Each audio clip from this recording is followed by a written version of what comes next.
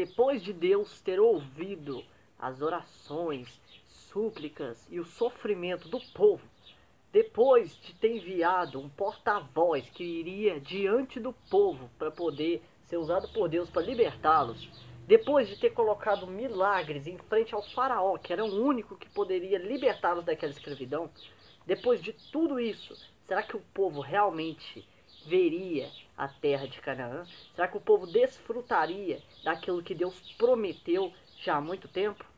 Bom, eu sou o Bruno, esse é o canal Atenda. Seja muito bem-vindo à História do Êxodo, parte 2.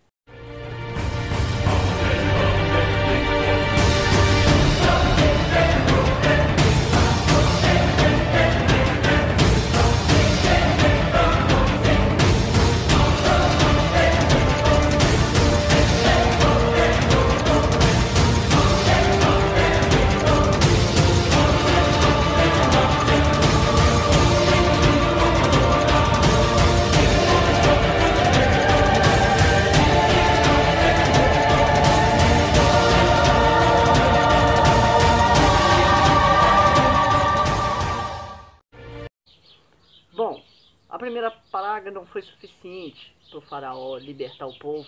A primeira praga foi deixar os rios de água limpa se tornarem sangue. E mesmo assim, o faraó obstinou seu coração. Daí vem a segunda praga, que são as rãs. As rãs invadem todo o lugar e os feiticeiros fazem a mesma coisa. O faraó pede para eles orarem a Deus para cessar. Moisés e Arão oram e cessam a praga. Porém o faraó obstina seu coração, e aí vem a terceira praga, que são os piolhos ou pernilongos, interprete da maneira que for.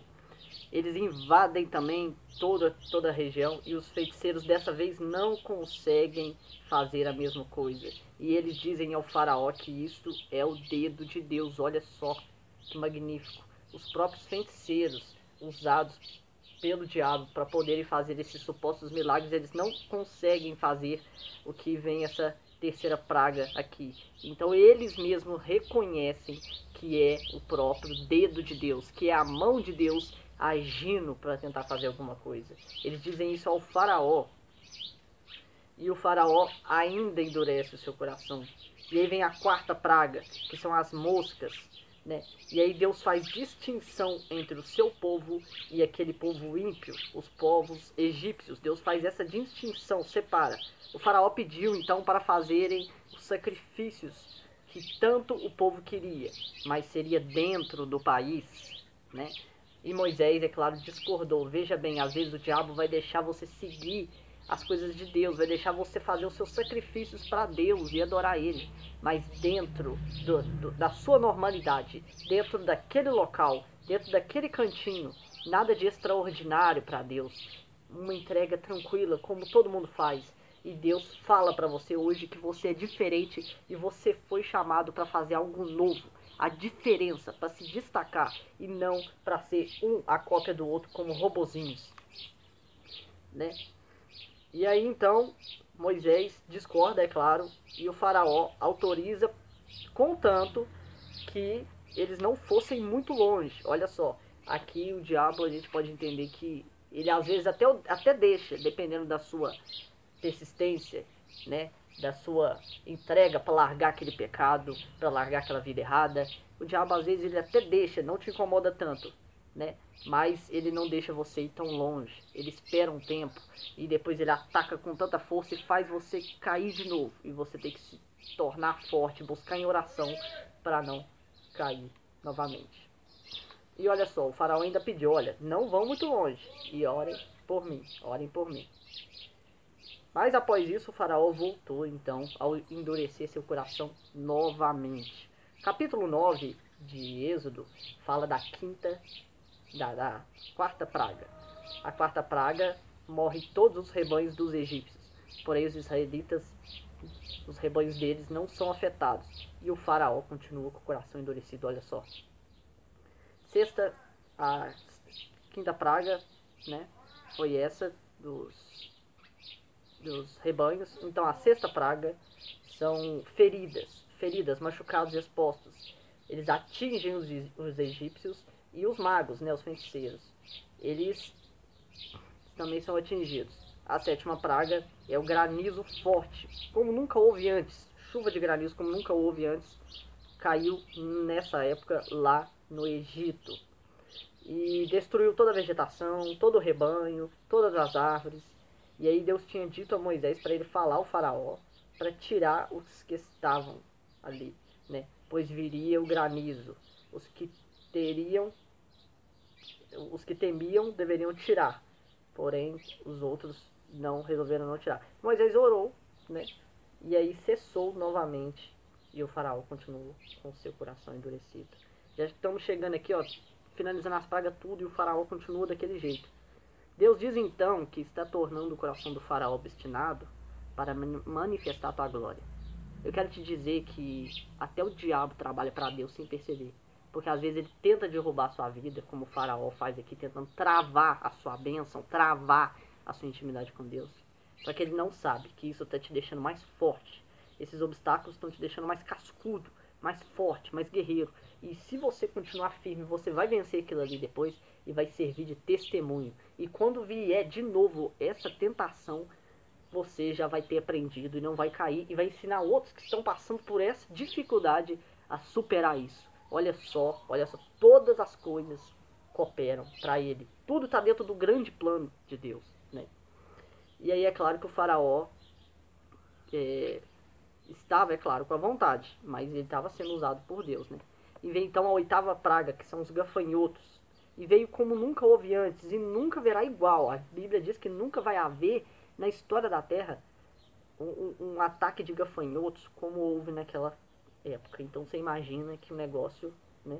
A gente teve em 2020 agora umas nuvens de gafanhotos e o pessoal já começou a se assustar. Será que vai vir para o meu estado, para a minha cidade? Não se compara com o que aconteceu aqui nessa época. O faraó então não quis deixar mulheres e crianças irem. E Moisés contestou, né? E aí veio a nona praga, que seria trevas, escuridão, ficou tudo escuro. E o faraó então autoriza eles irem e a ficarem com o gado. Moisés contestou e o faraó nunca mais quis ver Moisés, senão o mataria, olha só. Mesmo assim ele continuou com o coração obstinado, deixava, mas não deixava totalmente. Às vezes o diabo te dá uma liberdade, mas não toda ela, né? Te deixa você adorar a Deus, mas coloca umas coisinhas ali que te travam, né? E aí Moisés confirmou que assim seria, né? Assim seria o quê? Que nunca mais iria ver Moisés, senão o faraó mataria Moisés. E aí Moisés entendeu. Capítulo 11 é o anúncio da última praga, que é a última praga, né? A 10ª praga. E os israelitas, eles ungem com sangue de animal os umbrais das portas. E aí vem a última praga. Isso foi um anjo que pediu, né, para eles ungirem, porque ia passar o anjo da morte, ia matar todos os primogênitos. E se você passasse o sangue nos umbrais da porta, aquele sangue seria visto pelo anjo e ele então não entraria naquela casa e não mataria o primogênito daquela casa, né? Olha só, Deus tinha um plano para salvar todos os seus. E os ímpios pereceriam, os egípcios, certo? Mas se algum desses justos não fizesse isso na porta da sua casa, do umbral, o anjo ia entrar lá de qualquer jeito, mesmo sendo justo, e ia matar. Por quê? Porque Deus é um Deus de obediência. Deus é um Deus de mandamento. Mandou, faz. Não tenta colocar a sua justiça sobre a justiça de Deus. Ah, Deus, mas por quê? Você pode não entender por que Deus quer isso de você agora, da palavra. Mas ter certeza que um dia você vai compreender. Deus, ele sabe de todas as coisas. Ele já vê no futuro. O que ele tem é bem maior, pois só ele sabe do amanhã. Então, creia que é o melhor para você. Embora no começo não pareça, mas é o melhor. Ele sabe de todas as coisas, né? E aí, a última praga mata todos os primogênitos de fora. O faraó no mesmo dia deixa o povo ir, até com as roupas e com tudo, e mais um caminho antes da festa de louvar ao Senhor, circuncidaram todos os homens, né? Isso aqui é o que aconteceu no capítulo 12. já começa aí a Páscoa. A Páscoa significa isso, né? Que é a circuncisão dos meninos, né? Os primogênitos. O povo já foi liberto. Por quê? Porque os primogênitos foram mortos por esse anjo que passou e matou o filho do faraó, né? O príncipe, né? Do Egito ali, do faraó. E aí o faraó finalmente viu e deixou, né? O povo então ir com tudo, com gado, com mulheres, crianças, roupas. Deixaram o povo sair em liberdade e o povo foi, né? E aí a gente vai ver no capítulo 13 que Moisés consagra os primogênitos e consagra também o gado, né? E confirma, né, o que José tinha falado, que é a palavra de Deus, a respeito dos israelitas.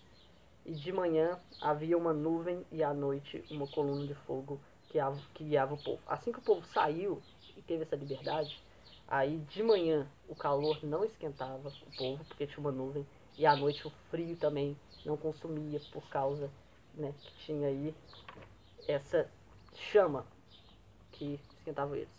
Capítulo 14 é um dos capítulos mais incríveis de toda a Bíblia, que aí é a divisão do Mar Vermelho. O povo segue viagem, só que aí o faraó se arrepende. E o faraó se arrepende e persegue os egípcios. E aí os egípcios e perseguiu, né, o povo hebreu. E aí eles murmuraram com Moisés, que disse: então somente acalme-se. Olha só, os egípcios estão vindo. Vão pegar a gente, eles estão de cavalo, de carro, nós está com criança, gado. E nós, como é que faz? Só tem um mar na nossa frente aqui, e Moisés, instruído por Deus, disse: acalme-se. E falou com Deus, que disse: por que você está falando comigo e me chamando? Apenas vá. E aí o mar se abriu e encobriu os egípcios. Deus, ele quer o que da gente? Ele quer que a gente confie, mesmo que o faraó está chegando, mesmo que as lanças estão vindo, mesmo que estão cercados na frente, só tem... A gente vai afogar nesse mar ou a gente vai morrer pela espada, não tem onde sair. Mas Deus, tão somente ele quer o quê? Que a gente se acalme. E quando Moisés orou a Deus, eu imagino que era o mínimo que a gente poderia fazer, de preocupado. Deus responde para ele: por que você está falando comigo? Eu já te mandei você fazer isso. Não precisa, vá, só vá e faz o que eu te falei. Ou seja, Deus sabe do nosso problema. O Deus que se preocupa com cada fio de cabelo seu, é óbvio que ele sabe de todos os seus problemas, até aqueles mínimos que você acha que ele não liga, que ele não dá atenção. E aí o mar se abre e o povo atravessa. Detalhe, o mar era imenso. O povo atravessa e quando a água divide, é óbvio que ia ter muito barro, né? Ia ter barro de 10 metros de fundura de barro. E o povo passa em terra seca. A Bíblia fala que o povo anda em barro seco. Como isso é possível se tinha um mar ali que sempre esteve ali, com água ali? Deus deixou o povo atravessar. Capítulo 15, Moisés e o povo então entoam um cântico depois que eles passam e o mar encobre os egípcios, matando todos. E quando eles passam do outro lado, eles louvam o Senhor, né? Pulam de alegria, né? E aí Moisés, ele joga o que? Um arbusto e a água fica potável, ou seja, Deus dá provisão para o povo também tomar água, porque eles eles se alegraram, tudo, e continuaram a caminhada, estavam sem água potável, e aí Deus joga ali um arbusto ali e a água fica potável. E aí o povo reclama de novo de fome, e Deus manda o maná, né? E as codornizes são codornas, né? E aí diz para não guardar nada, pois testa a fé do povo. E aí o que acontece? Deus, ele dá o suficiente para esse dia. Ou seja, você tem que viver um dia de cada vez. Cada problema pro seu dia. Não andais ansiosos por coisa alguma. Viva pela fé. Cada dia o seu dia. Obrigado, Senhor, por esse dia. Muito obrigado. Amanhã estarei contigo. Acorda amanhã. Aí é um leãozinho que vai matar hoje. Mas amanhã tem outro leão, mas é só amanhã que a gente vai ver esse leão. Hoje, vamos preocupar com o de hoje. Senão amanhã você vai ter que matar 2 leões. Deixou o de hoje ficar vivo aí, como é que faz? Então, meu conselho é: acorde, já ore, para Satanás não vir te atormentar. Porque se você deixar para orar à noite, quando seu dia está acabando, ele já te atormentou o dia inteiro. E olha que incrível. O povo reclama de fome e Deus dá provisão. E Deus diz para não guardar, porque era para aquele dia. Deus queria testar a fé do povo. Olha, hoje veio, caiu do céu.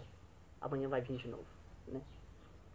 E aí no dia anterior, eles guardaram o dobro para o sábado, porque o sábado não ia cair.